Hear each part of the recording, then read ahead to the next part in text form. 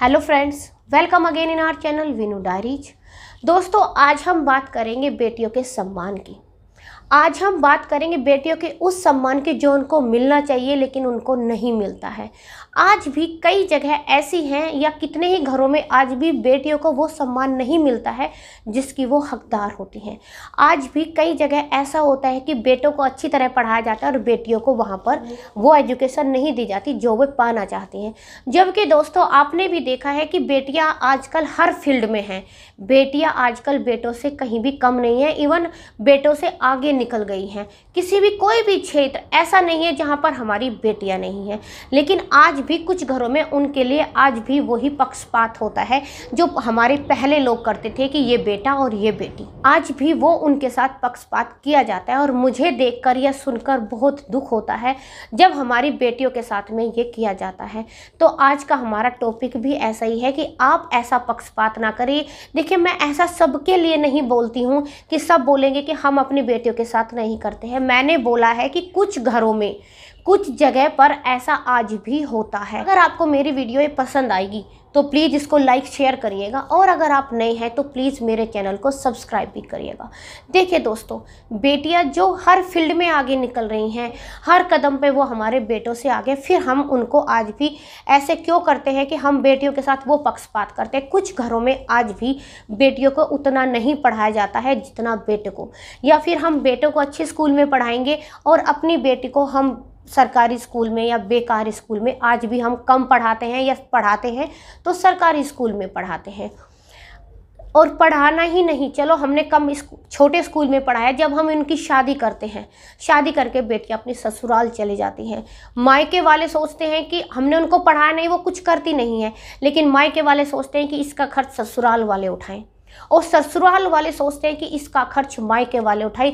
ऐसे में हमारी बेटियां उलझ कर रह जाती हैं कि वो अपना खर्च आखिरकार चलाए कहाँ से वो अपने बच्चों को पढ़ाएं, कहाँ से वो अपने कपड़े बनवाएं, कहाँ से वो अपना खर्च चलाएं, कहाँ से वो अपने शौक़ को पूरा करें। वो उलझ के रह जाती हैं, अपने आंसू ही बहाती रहती हैं, और बस अपनी बेटी होने पर ये सोचती हैं कि हम बेटी हैं इसलिए हम छोटी हैं, इसलिए हम कमज़ोर हैं। और इसके पीछे कहीं ना कहीं हम औरत का ही हाथ होता है। देखिए, हम कहीं ना कहीं, एक माँ ही अपनी बेटी में ये पक्षपात करती है कि ये बेटा है और ये बेटी है। कहीं ना कहीं माँ ही करती है कि बेटों को वहाँ पर पढ़ाया जाए या बेटों को अच्छा खाने को दिया जाए, क्योंकि बेटों को स्ट्रॉन्ग होना है और बेटी को नहीं। क्यों आज बेटी क्यों नहीं स्ट्रॉन्ग होनी है? बेटी को ऐसा क्यों नहीं करना है कि हमारी बेटी भी स्ट्रॉन्ग बने? हम बेटी को वो खाने को क्यों नहीं देते? हम बेटी को घी दूध क्यों नहीं खिलाते जितना हम बेटों को देते हैं? क्यों हमारी बेटी आज किस फील्ड में नहीं है? हमारी बेटी आज कितनी आगे पहुंच गई, आपने देखा होगा। कोई भी फील्ड ऐसा नहीं है जहाँ हमारी बेटियां नहीं हैं।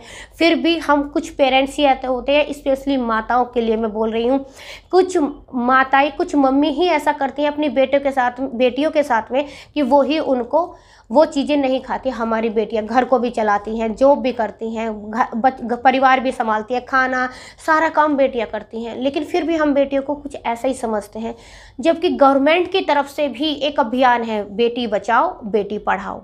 बेटी बचाओ बेटी पढ़ाओ, गवर्नमेंट ने इतनी हमें छूट दी हुई है बेटी की पढ़ाई के लिए, फिर भी हम उनको नहीं पढ़ाते हैं। दोस्तों, आप ऐसा मत करिए, अपनी बेटी को भी बेटों के बराबर ही समझिए।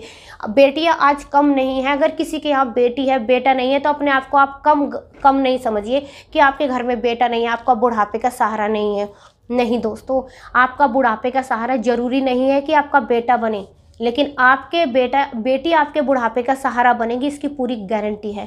क्योंकि एक बेटी अपनी माँ बाप की सेवा ज़्यादा अच्छे से करती है बजाय इसके कि एक बेटी ही आपको ज़्यादा समझती है। और आप ये बातें, कुछ पेरेंट्स इनको मानते भी हैं कि हाँ बेटियां ही ज़्यादा करती हैं, और कुछ पेरेंट्स पे फिर भी नहीं मेरा बेटा करेगा, नहीं मेरा बेटा करेगा, नहीं मेरा, और बेटा कुछ भी नहीं करता है। बाद में हम असहाय पड़े रहते हैं और बेटियां ही आके हमें पूछती हैं पानी दूध चाय, वो ही आके प्यार से बोलती है तो हमें अच्छा लगता है।